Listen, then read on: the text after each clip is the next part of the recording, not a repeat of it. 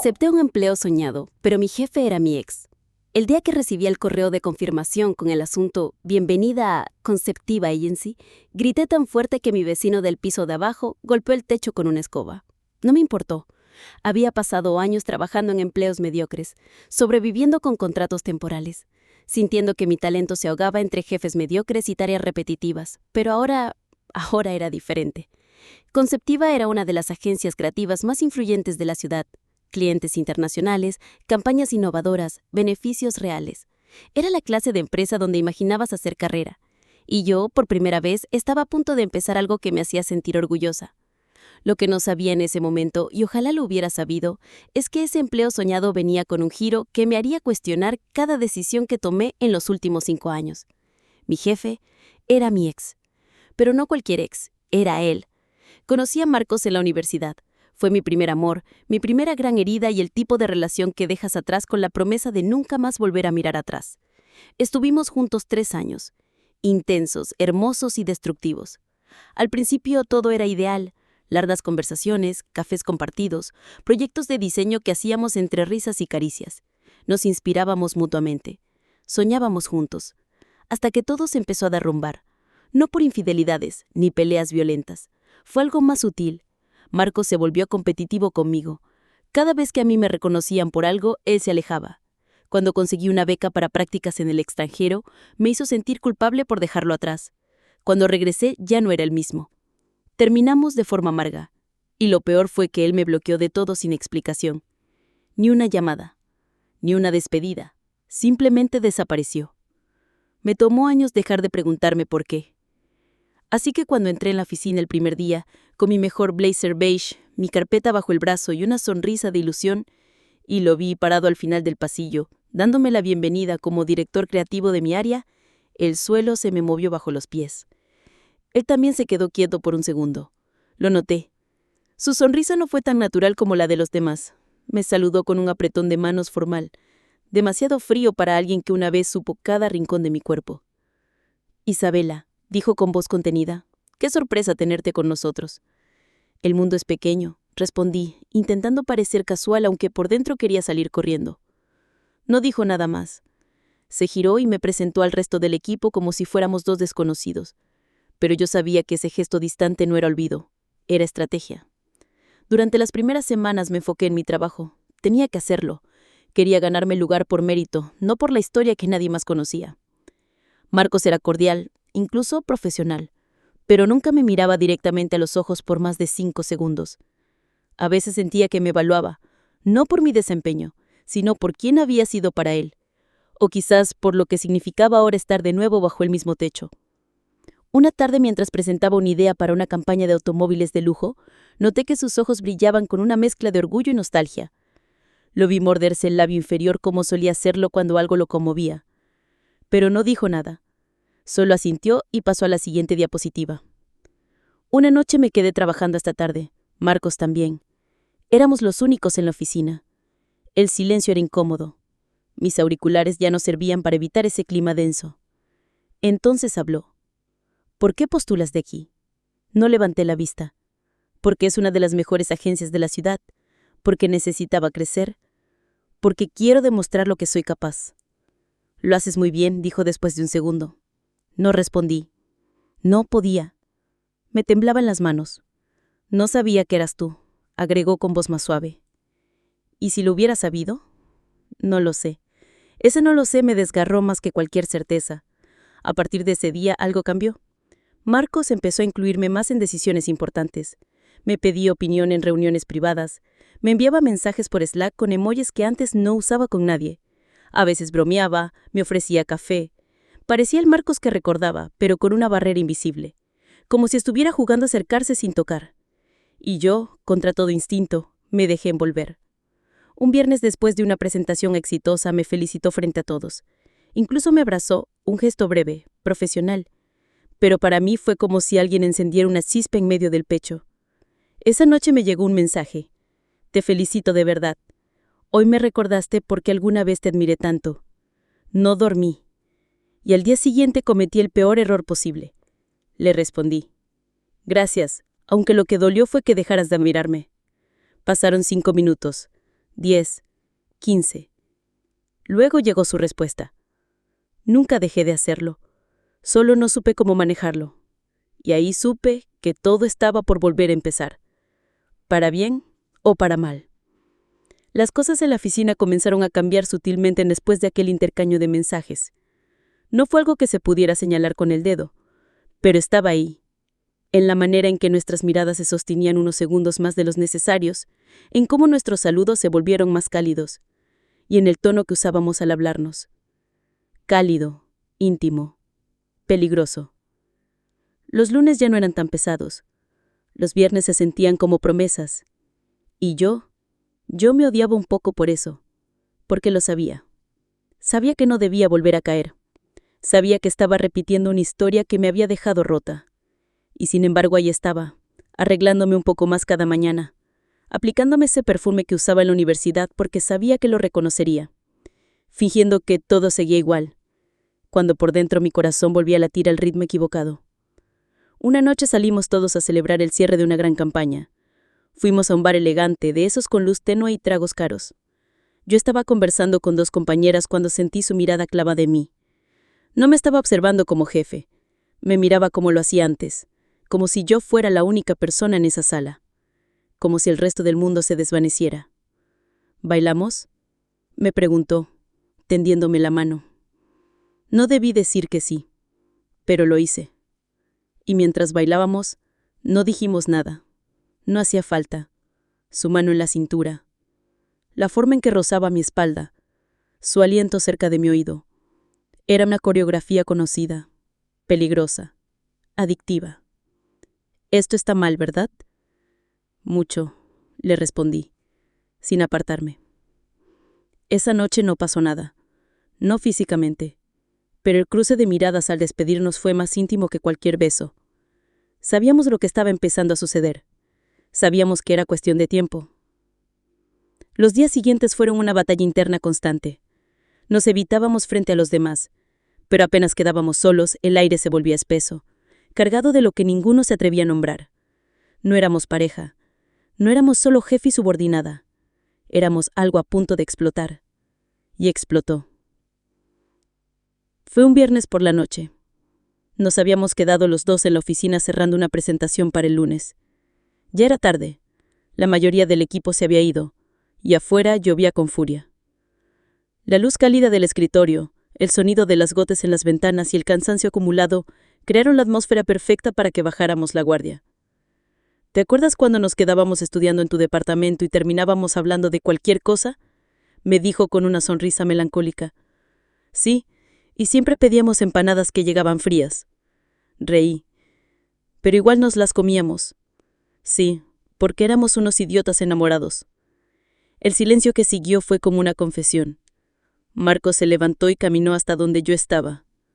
Se detuvo a mi lado, sin decir nada. Yo no me moví. No podía. No quiero seguir fingiendo que no pasa nada, dijo con la voz baja, casi temblorosa. Pero si tú me dices que pare, lo haré, lo juro. Lo miré. Su rostro estaba tan cerca que podía contarle las pestañas.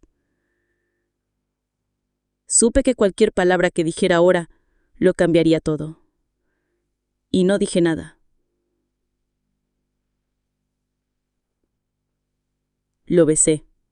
Fue suave, doloroso, cargado de pasado y de una esperanza estúpida. Esa noche rompimos todos los límites. El lunes siguiente nada fue igual. Intentamos actuar con normalidad, pero la tensión entre nosotros se notaba. Las miradas, los tiempos muertos, las excusas para cruzarnos. Y, aunque sabíamos que era un error, seguimos viéndonos fuera de la oficina, en secreto, con culpa. Me sentía viva pero también asustada. No por lo que hacíamos, sino porque en el fondo sabía que algo iba a salir mal. Y salió. Una tarde una compañera de trabajo, Catalina, me pidió hablar. Me llevó a una cafetería cerca del edificio y su tono era de esos que uno ya conoce, preocupación disfrazada de amabilidad. No sé si estás consciente, pero la gente empieza a notar cosas, dijo tomando un sorbo de su capuchino. ¿Qué cosas? Tus acercamientos con Marcos. No lo digo para criticarte, pero están empezando los rumores. Y tú sabes cómo funciona esto. La sangre me bajó a los pies. ¿Rumores de qué? De favoritismo. De que por eso te dieron la coordinación del proyecto nuevo. Y tú no te lo mereces, Isa. Pero sabes cómo es este ambiente. Basta una sospecha para que todo se manche. Me sentí sucia. Injustamente observada. Juzgada. Y por primera vez vi claramente lo que estaba en juego. Esa noche le pedí a Marcos que habláramos. Nos encontramos en su departamento. Yo estaba decidida. No podemos seguir así. Le dije sin rodeos. ¿Por qué no? Porque el mundo no es estúpido. Porque la gente empieza a hablar. Porque todo lo que yo haga a partir de ahora va a estar en duda. Y no lo soporto. ¿Y qué propones? Que lo dejemos, aunque lo que sentimos sea real. Sobre todo por eso. Marcos caminó por la sala, pasándose las manos por el rostro. No lloraba, pero era como si lo hiciera por dentro. Me prometí que no iba a perderte otra vez, dijo. Y aquí estoy, viéndote ir de nuevo. No es justo para ninguno de los dos. Yo quiero crecer en esta empresa. Quiero que me reconozcan por mi trabajo, no por estar con el jefe. Entonces renuncio. ¡No!, grité. No pongas todo esto sobre tus hombros. Es mi decisión también. Y si alguna vez fuimos algo, si de verdad te importo, suéltame ahora. No respondió. Solo asintió, con la mirada perdida. Esa fue nuestra despedida. Sin gritos, sin drama, solo dos personas que aún se querían, pero sabían que el amor no siempre basta. Las semanas siguientes fueron un infierno silencioso. Nos evitábamos, hablábamos solo lo justo. Yo trabajaba como una máquina, no quería dar razones para que nadie dudara de mi desempeño. Me esforzaba el doble, el triple, para demostrar que mi lugar me lo había ganado sola. Pero por dentro, me sentía vacía. Había perdido algo más que una relación. Había perdido la ilusión de que todo podía arreglarse. Y sin embargo, había ganado algo también. Había recuperado mi voz, mi fuerza, y aunque doliera, estaba empezando a entender que tal vez esa era la única forma de sanar. Después de cortar todo lazo personal con Marcos, lo que vino fue una mezcla de alivio y vacío. Me había arrancado de una relación que, aunque intensa, no era sostenible, pero también había dejado atrás una parte de mí que aún creía que podíamos encontrar una forma de funcionar. Durante las semanas siguientes me volqué completamente en el trabajo, no porque quisiera impresionar a nadie, sino porque era lo único que podía controlar. Lo profesional se volvió mi refugio. Llegaba antes que todos, me iba después. Cada informe, cada presentación, cada junta era impecable, y poco a poco el rumor fue apagándose. Catalina dejó de darme miradas incómodas. Algunos compañeros incluso empezaron a pedirme consejos. Y yo volvía a sentir que estaba construyendo algo con mis propias manos. Pero si hay algo que aprendí, es que cuando tomas decisiones que incomodan a otros, siempre llega el momento de pagar el precio. Una tarde, recibí un correo extraño, una citación al comité de ética interna de la empresa. Mi primera reacción fue pensar que era un error, pero el asunto del mensaje era claro. Revisión de conducta profesional, caso interno. Mi corazón empezó a latir como si quisiera escapar de mi pecho. Le pregunté a Recursos Humanos y solo me dijeron, preséntate, es obligatorio. Me senté frente a la comisión 2 días después. 3 personas, un abogado externo, la directora de RRH y el gerente de otra área, nadie que conociera de cerca. Señorita Isabel, empezó la directora, esta reunión tiene como objetivo aclarar una denuncia anónima que ha llegado al comité. Según esta denuncia, usted habría mantenido una relación sentimental con su superior directo mientras ocupaba un cargo que dependía de él, y eso habría influido en decisiones laborales. Sentí como si me arrojaran un balde de agua helada. ¿Una denuncia?, pregunté intentando no temblar. Así es. No se ha confirmado la veracidad de los hechos, por eso queremos escuchar su versión. Tuve que elegir, mentir para protegerme o decir la verdad y arriesgarlo todo. Y por primera vez no tuve miedo. Sí, respondí. Tuvimos una relación personal. Fue breve. Y terminó hace semanas. No comenzó hasta después de que se me asignara la coordinación del proyecto. No hubo beneficio ni favoritismo. Al contrario, ocultarlo me ha costado mucho más de lo que imaginan. Hubo un silencio largo. Nadie me interrumpió. ¿Tiene cómo respaldar eso?, preguntó el abogado. Pueden revisar mis informes, las fechas, los resultados. Todo mi trabajo ha sido transparente. No estoy aquí por un privilegio, sino por méritos. Y si me citan por haber amado a alguien, entonces esta empresa tiene problemas más grandes que yo. No sé de dónde salió esa fuerza, pero al decirlo sentí algo parecido a libertad. Días después, recibí la resolución. No habría sanción, pero me cambiarían de área para evitar conflictos. No era un castigo, pero tampoco era un premio. Era una forma elegante de dejar claro que, aunque no había hecho nada ilegal, mi presencia incomodaba.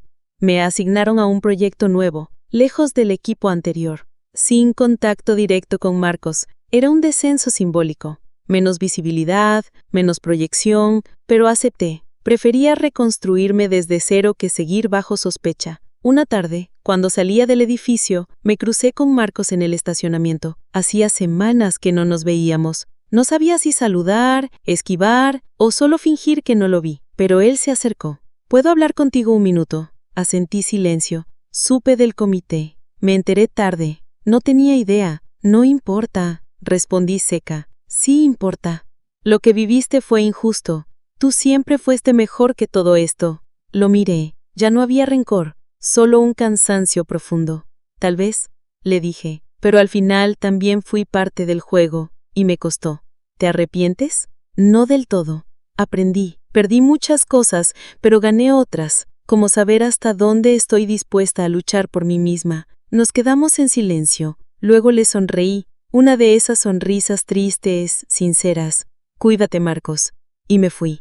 No miré atrás. Las siguientes semanas fueron distintas. Mi nueva área tenía menos glamour, pero era más humana. Me reencontré con lo esencial.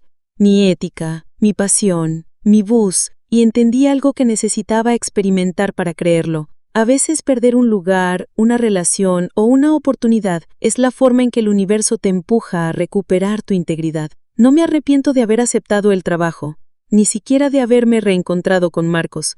Pero hoy, si pudiera hablarle a esa versión de mí que firmó el contrato pensando que todo sería perfecto, le diría, prepárate, porque los sueños a veces tienen un precio y no siempre se paga con dinero. Cuando terminé mi primer día completo en el nuevo equipo, me senté sola en una cafetería cercana. Pedí un té, miré por la ventana, y por primera vez en meses, respiré sin sentir el peso de tener que demostrarle algo a nadie. Ya no era la favorita del jefe, ni la coordinadora prometedora, ni la que estuvo con el gerente. Era solo yo, Isabel, una profesional como cualquiera, comenzando otra vez. Y eso, lejos de ser una derrota, se sintió como una liberación.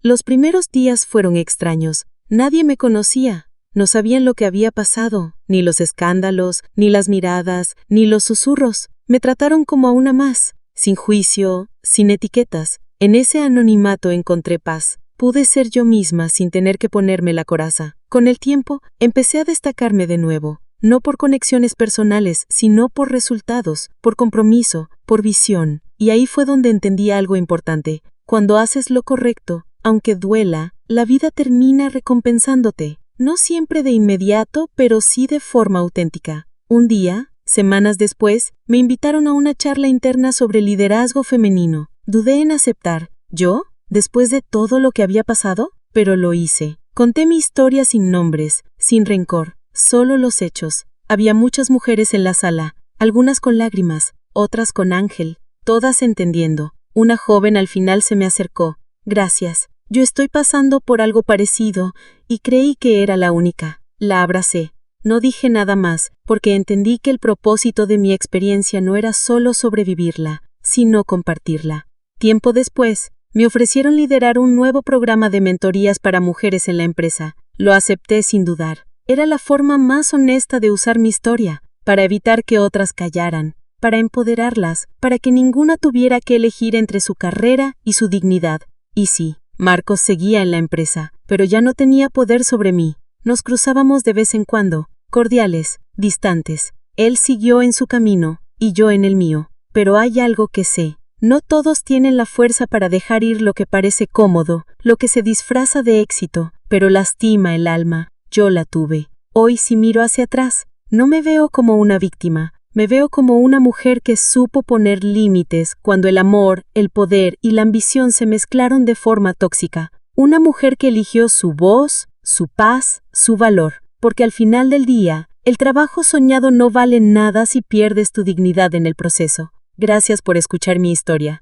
Y si tú también estás pasando por algo parecido, recuerda, no estás sola.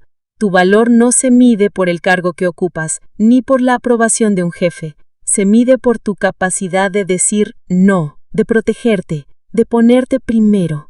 Si esta historia te tocó el corazón, no olvides darle like, compartirla y suscribirte a este canal. Aquí contamos relatos que sacuden, inspiran y muestran lo que hay entre líneas. Nos vemos en el próximo video.